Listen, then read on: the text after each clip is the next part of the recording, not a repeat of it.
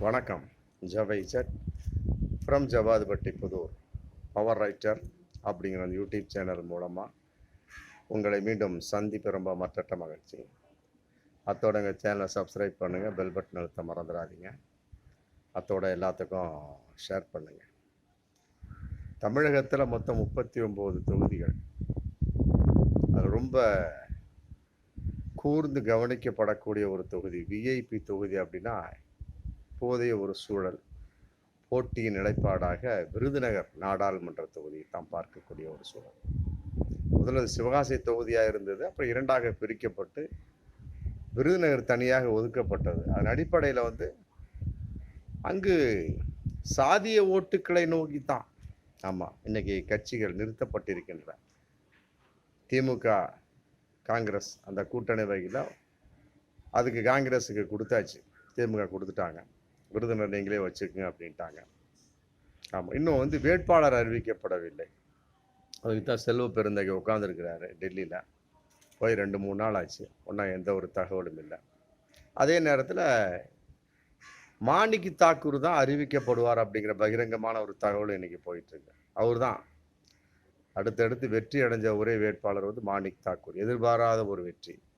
அவர் எந்த ஜாதியும் சாராதவர், காங்கிரஸ் என்ற ஒரு கட்சியை மட்டுமே சார்ந்த ஒரு உறுப்பினர். அதே நேரத்தில் காமராஜருக்கு சொந்தமான ஒரு தொகுதி. அது ஒரு விஷயம் இருக்கு. காங்கிரஸ் அப்படின்னாலே காமராஜர் அப்படின்னாலே காங்கிரஸ். பொதுவாக விருதுநகர் அப்படிங்கிறது கல்வி நிறைந்த ஒரு மாநிலம். அடுத்தது நாமக்கல்ல சொல்லலாம்.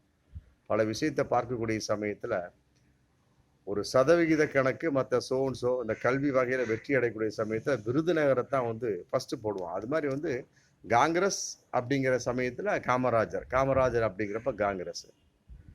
அப்போ காமராஜர் அப்படிங்கும் போதில் விருதுநகர் தானாக ஆட்டோமேட்டிக்காக அந்த லைனில் வந்துடுது. அப்போ மாணிக் தாக்கூர் அநேகமாக அறிவிக்கப்படுவார். அவர் தான் முடியும், வாய்ப்பு இருக்குது. ஏகப்பட்ட விஷயத்தில் எதிர்பார்ப்பாக இன்றைக்கி தேர்தல் களம் போயிட்டுருக்கு. இன்னும் அறிவிக்கப்படலை. மாணிக் தாக்கூர் தான் அறிவிக்கப்படுவார், திமுக காங்கிரஸ் கூட்டணி வகையில் அப்படிங்கிற நிலைப்பாடு. அடுத்தது தேமுதிக கூட்டணி வகையில் விஜய் பிரபாகரன் அறிவிக்கப்பட்டார். ஆமாம், விஜயகாந்தினுடைய அன்பு மகன் ஃபஸ்ட்டு இப்போ தான் தேர்தலில் நிற்கிறாரு தேமுதிக சார்பாக. அப்பாவுடைய இறப்புக்கு பின்னால் கிடைத்த மிகப்பெரிய ஒரு அதிர்ஷ்டத்தின் வெளிப்பாடா, இல்லை அவரும் நானும் நிற்கிறேன், எல்லாரும் நின்றாங்க நானும் நிற்கிறேன் அப்படின்னு போக போகிறாரா அப்படிங்கிறது தெரியல. அடுத்த ஒரு சப்ஜெக்ட் பாஜக சம்மந்தப்பட்ட வகையில். ஆமாம், அவர்கள் விஷயத்தில் இன்னும் ரொம்ப அப்படி டாம்பீகமாக ராதிகா சரத்குமார், அதுக்கு உலகமே தெரிந்த ஒரு உருவம், முகம். சரத்குமாருடைய மனைவி ராதிகா சரத்குமார், பாஜக கூட்டணி அப்படிங்கும்போது ரொம்ப தெளிவாக போட்டியிடக்கூடிய ஒரு சூழல். விஐபி தொகுதி விருதுநகர் அப்படிங்கிற மாதிரி இன்னைக்கு பகிரங்கமான ஒரு தகவல். ராதிகா பற்றி சொல்ல வேண்டிய அவசியம் இல்லை, சரத்குமாரை பற்றி சொல்ல வேண்டிய அவசியம் இல்லை. ராதிகா சினிமா, சீரியல், தயாரிப்பு, மற்ற சோன்ஸ் எல்லாத்துலேயுமே பிரபலியமான ஒரு முகம், நடிகை அவங்க. சரத்குமார் அதே மாதிரி தான், சீரியல் நடிக்கலை, மற்றபடி ஏகப்பட்ட படங்களில் நடித்து இன்னைக்கு பிரபலியமானவர். அவருடைய மனைவி ராதிகா. மற்றபடி சமக அப்படிங்கிற ஒரு கட்சி, சமத்துவ மக்கள் கட்சி அப்படின்னு ஆரம்பித்து அதை நடத்த முடியாமல் பாஜகவோடு இணைச்சிட்டாரு. ராத்திரியில் என் மனைவியிடம் நான் 2 மணிக்கோ 1 மணிக்கோ ஐடியா கேட்டேன். என் மனைவி சொன்னாங்க, நீங்கள் எடுத்தால் சரியாக தான் இருக்கேன் அப்படின்னாங்க. அதனால் எங்கள் கட்சியை நம்ம தொண்டர்கள் இல்லாத கட்சி அது. ஆமாம், அவருடைய தொண்டர்கள் பல விதம் பிரிச்சுட்டாங்க, பல தொண்டர்கள் சொல்லிட்டாங்க, நாங்களாம் பாஜகவோட கூட்டணி போக மாட்டோம், அந்த கட்சிக்கு நாங்கள் ஓட்டும் போட மாட்டோம், அவரு போகிறாரு, அதுக்கு நாங்கள் என்ன எதுக்க முடிச்சுட்டு அவங்க சொல்லிட்டாங்க. அப்போ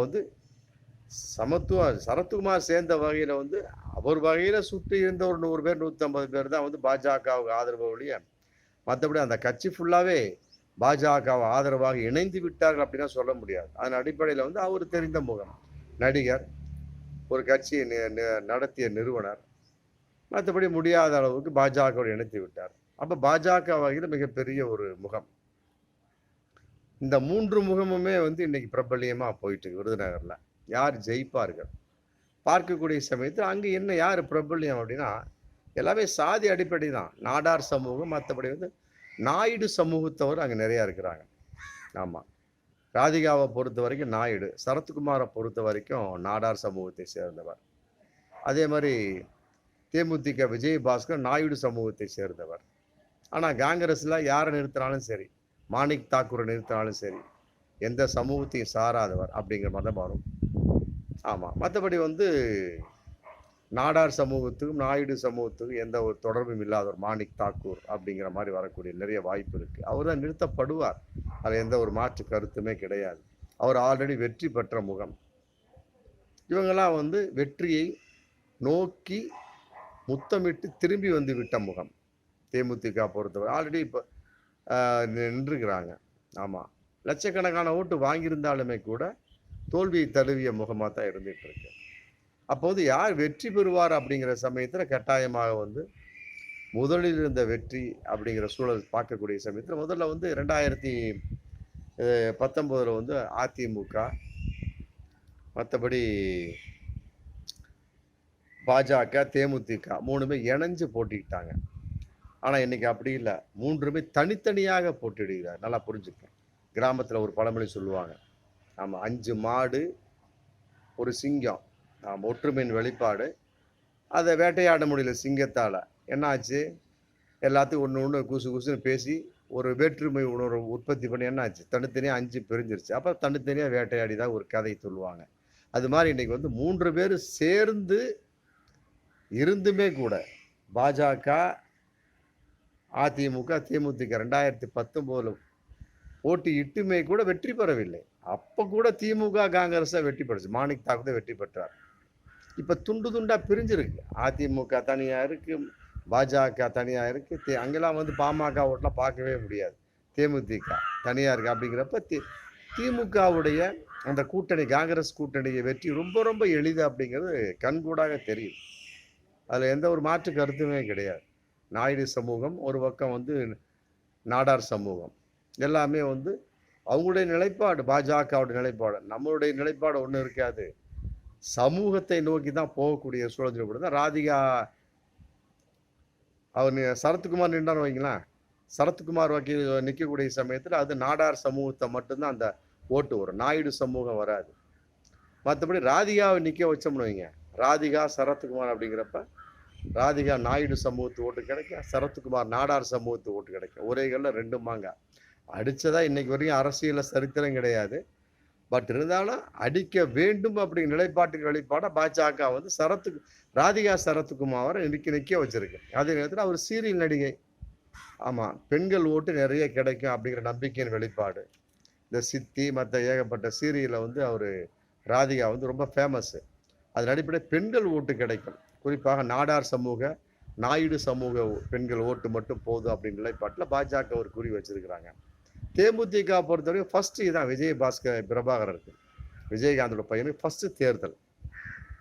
அவர் ரொம்ப கஷ்டப்பட வேண்டிய அவசியம் நிறைய இருக்குது. இருந்தாலுமே கூட முன்னால் அவர்கள் பெற்ற வெற்றியை கணக்கிட்டு பார்க்கின்ற பொழுது அது ஒன்றும் மிகப்பெரிய கணக்காக சொல்ல முடியாது. எப்படி இருந்தாலும் 2ஆம் இடத்தை தொட்ட ஒரு கட்சி அப்படிங்கிற நிலைப்பாடு இருக்குது தேமுதிக பொறுத்த வரைக்கும். அதில் அதிமுக சேரக்கூடிய சமயத்தில் ப்ளஸ்ஸாக வாய்ப்பு இருக்குது.